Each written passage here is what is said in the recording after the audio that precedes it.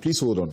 You have spoken for quite a while, but I understand you had already told me that, Martin has spoken for too long, but you are here on a panel. Now, again, I asked that question I asked to Manasseh. Let's go back to the story we want to talk about today. Whose report do you believe? Why and why not? I believe Martin. It does not even mean he's right in everything he's done. But I think he is within his rights. Those two things are different. He may not be right. He may ultimately be proven not to be right in the things he's done. But he is within his rights. And the OSP, as a public office, is not conducting themselves, at least to the standard that we expect, for instance.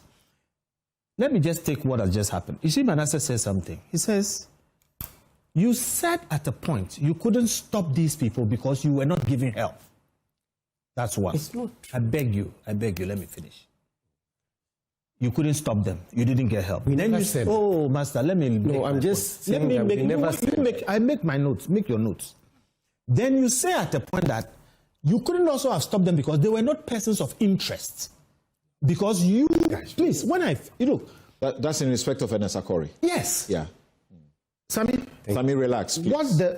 You lost me, even sitting here trying to follow you. So I think the public, you lost it. So you hear our little minds and correct us. OSP, you have a major case like this. The heart of Martin's problem is that you sat down for these people to leave, and for a year you were talking.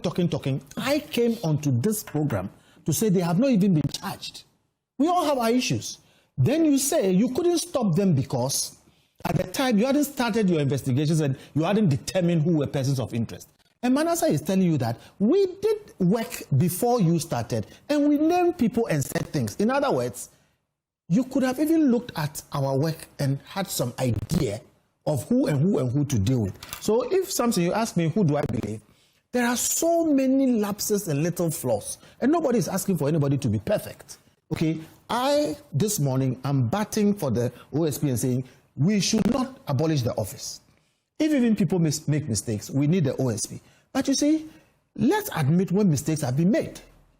And then let's see what to do to make them better. But to say that you couldn't have done anything about it, and then the same person comes and says that, oh, we tried to do something about it, but we were not helped, you don't make your work credible enough for us to believe. So the short answer to your question is, I believe Martin. I also believe Martin because of some of the other things that we're going to see, because the OSP's conduct is unbecoming. I think they're acting a bit lawlessly beyond their jurisdiction, and I think they're spending their energies on the wrong things. So look, I believe Martin, again, because he is within his rights. Okay. On that specific even if he's issue, not right. On that specific issue, why? What is the problem? There are two sides to every story. Even three. Okay, there could be a third. So you have heard Martin.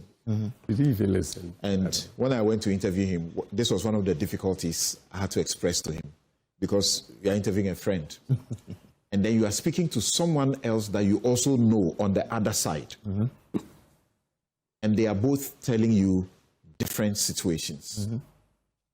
Why, like I asked Martin, why are you quick to believe one story and disbelieve the other story? So the premise that we are quick to believe one story and not the other is not true. So I don't agree that. Like you said, we are friends. We have a certain level of trust for each other, and we also have more information than ordinarily. So it's not like I believe Sammy or I believe Martin or whatever. The thing is that there are facts in front of us. Okay, Samson, I was on this program, and I made points that, look, I don't know why the OSP is not prosecuting Ken Ofori-Atta.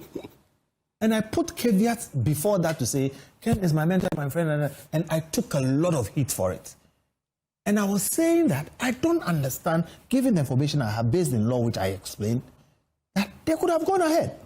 Martin comes inside and says that, you two, given the information he has and all the things that are available to him, what he knows you know and other things, how could you sit for this person to also go?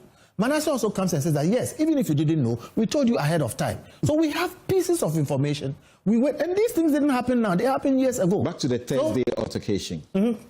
Back to the Thursday altercation. That's me forward. No, I'm keeping you focused. Okay. Back to the Thursday altercation. Has anybody shown you empirical evidence to make you believe one against the other? Yes. Yes. And let me disclose, I'm on Martin's legal team. I was on phone with him. Okay. So I have that information. Has anybody shown me anything? Yes. And I have also found out other things. On Thursday's issue that happened, for instance, number one, I have said, and I repeat, the OSP had zero jurisdiction to arrest Martin Kpebu. None. If you look at the OSP law, it is a limited institution. Again, you're going to the law rather than... No. I'm explaining. Let me explain. Has anybody shown me anything? I'm saying I have spoken to Martin, who has given me the narration that he's giving everybody. I was on the phone. I was supposed to be with him that day. He said he would go with only a few people. I said, fine. I was backing. So is the narration without more? The narration, there is more. There is the narration. Tell us about the more. The more is that Martin didn't do anything to obstruct the OSP. No, that's narration. What is there more? Supposing you were a judge sitting in your court, and then Martin came to tell you that story, that the person called me stupid, and I replied back. And then a witness says, I was there, I saw everything. Martin was the one who had used F words, blah, blah, blah, and then he was prevailed on to stop. It was not the officers who rather did this. As a judge, what balance will you do? As a judge, you have facts and you have law. Facts are that there was a verbal altercation, and then you have law. What does that mean in law? How did the verbal altercation come about? Martin goes in and parks his car, and then goes outside because there were journalists calling for him, and he goes and speaks to them. In the course of speaking, he even moved them beyond the point, trying to clear the space for the OSP. In other words, avoid trouble with the OSP. He finishes and walks back into the space. When he walks back into the space, he's accosted by an officer working under the OSP, telling him that, what right do you have? Accosted? Yes. As you have been told? As I've been told, of course. I said I wasn't there, I was on the phone. Thank you. Yes. So he's asked, what right do you have to come and park your car here and go and give an interview outside? Next time you come, who allow you to do those things? And Martin's like, what right do you have to tell me that I can't park my car and go and give an interview? After all, you invited me to come and help you. I am not under investigation, and I can't have the interview here. All right? So I just parked my car to come and give you the information you are looking for. But I had to just speak to these people, and I went outside and even shifted beyond. So my question is, what is your basis of believing that narration against the other narration that says all the officers did was to caution and say, please, we don't do this, don't do it here again. And that they didn't insult, they didn't do anything, but it was rather Martin who held insults at them. How come you believe one against the other? Even your witness said there was a verbal altercation and that it was Martin who started it. So it is, Martin said they started it. They said Martin started. Now, just listen to this if you were a judge. Why will Martin, walking back into the OSP, start a verbal altercation? It is a matter of fact, clear and not controversial, that it is the other party who spoke to Martin first and said, why did you go and give an interview? That's where it all started. Why did you go and give an interview? We can agree on that, right? And Martin is like, why should you ask me why I should go and give an interview? You can't curtail my right to give an interview. That's where it started. So if I'm a judge, looking at the facts, I'll say, given this fact, it is Martin who was provoked. Because walking out to give an interview and walking back in, on video you could see him walk back alone, was not a provocation nor an obstruction of the OSP's work.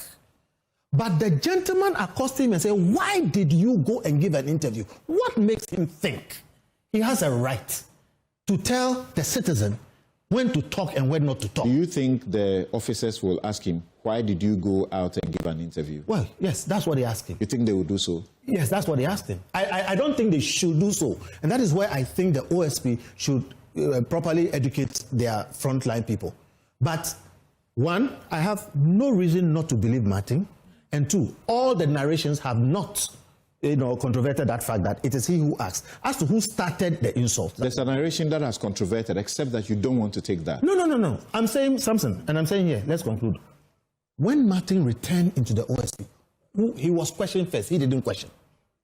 It stands to reason. He didn't go back and say, hey, I'm going to give an interview. When he entered, he was accosted and said, why did you go and give an interview? That stands to reason. Okay, let me come to Inusa here.